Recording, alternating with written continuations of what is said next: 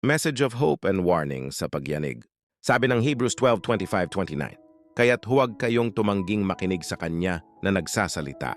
Ang tumangging makinig sa nagsalita sa kanila dito sa lupa ay hindi nakaligtas sa parusa.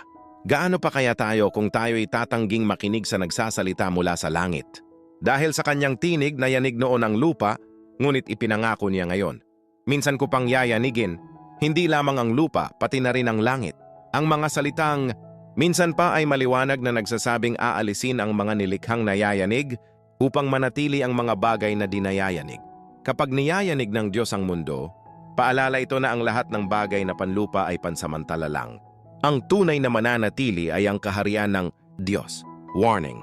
Ito na huwag magtiwala sa mga bagay na madaling gumuho kundi sa Diyos na hindi matinag.